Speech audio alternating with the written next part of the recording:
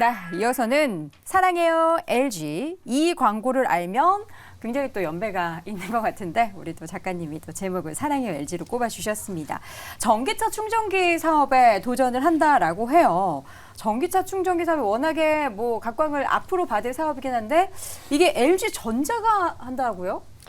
예, 이번에 LG전자가 어제 이제 보도자료를 내서 네. 내년 상반기에 북미 전기차 충전 시장에 진출한다는 내용을 좀 발표를 했습니다. 근데 뭐 LG전자가 이걸 갑자기 낸 건 아니고 네. 원래부터 이제 중장기적인 또 성장 동력 중에 하나로 이런 전기화를 꼽은 만큼 이번에 이제 북미 시장에 진출할 것이라는 것을 이제 발표를 한 거고요.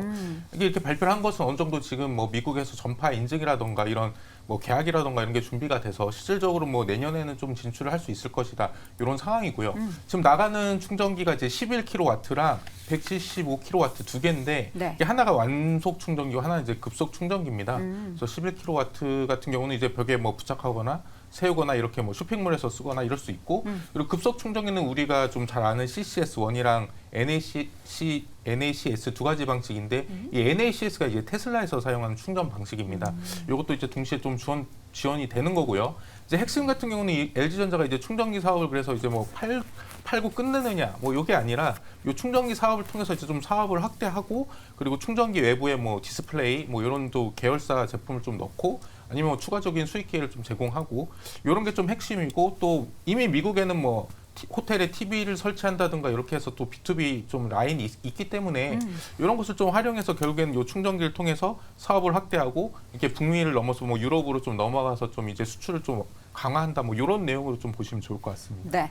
자, LG의 빅피처. 그런데 뭐 이미 시장에 그 전에도 전해졌는데 의아한 시선이 없지 않아 있기는 해요. 뭐 LG 엔솔이나 이런 관련된 기업이 화학도 있고 한데 LG 전자가 한다. 이거 뭐 우리가 의아하게 봐야 되는 거예요? 아니면 그래서 LG전자를 사야 되는 거예요? 아니 그 LG그룹에서 전기차를 만드는 곳이 누굽니까? 전기차를 누가 만드냐뇨?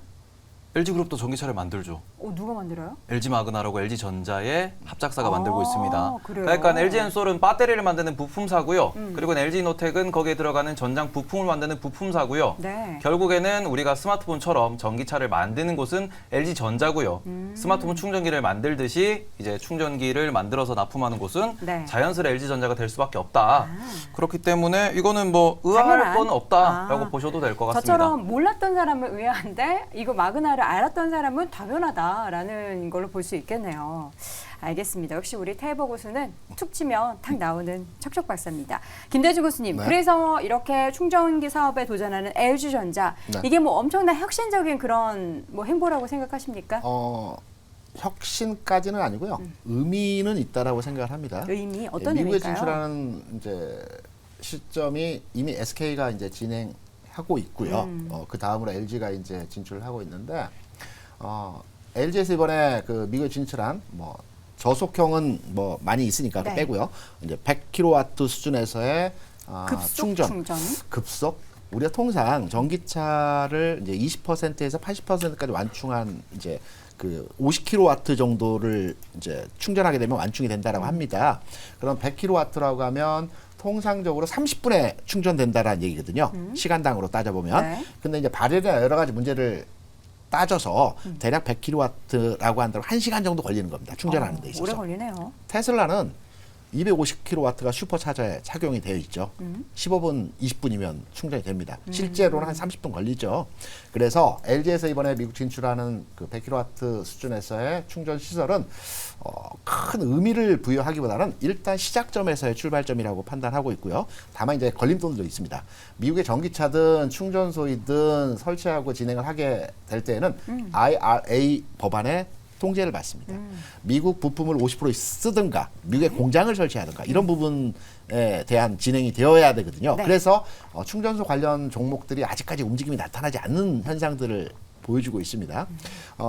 혁신적이보다는 의미 있는 발걸음으로 기대해서 좀 더 지켜봐야 되는 상황이다. 이렇게 판단하고 있죠. 알겠습니다. 사실 뭐 LG 얘기하면 요새는 뭐 LG 관련된 그룹주 얘기보다는 그 야구에서 우승한 소식이 더 많이 이슈지 않습니까? 그래서 뭐 LG전자 가전제품도 할인해준다 그러고 LG생활건강 화장품도 뭐 한 70% 이상 할인해준다고 하고 그런 게 더 관심이 있지 않을까 싶은데 작년에 그 이마트 쪽에서 또 엄청난 할인을 했었잖아요. 우승을 해서. 근데 이번에 LG전자 뭐 이런 우승으로 인한 할인 행사 실적에 어떻게 도움이 될까요? 도움이 안 되죠. 그다음에 뭐 제한적인 숫자이기 때문에 그렇게 할인해서 파는 게 뭐 큰 도움이 되진 않겠지만 어쨌든 관심은 끌 수 있고요. 그다음에 충전기 관련해서 저도 한마디만 드리자면 네. LG전자나 이런 회사들이 충전기 하고 있는 것은 충전기로 돈 벌려고 하는 것도 있겠지만 지금 미국의 그 수많은 회사들 중에서 충전기 만들어 놓고 보조금 받고 먹튀한 회사들이 수도 없습니다. 우리나라 마찬가지고요. 그런데 이런 회사들은 충전기에서 뭐해서 이렇게 먹튀하려고 하는 게 아니고 테슬라도 그렇지만 이렇게 큰 회사들이 할 때는 그 목적이 뚜렷하다.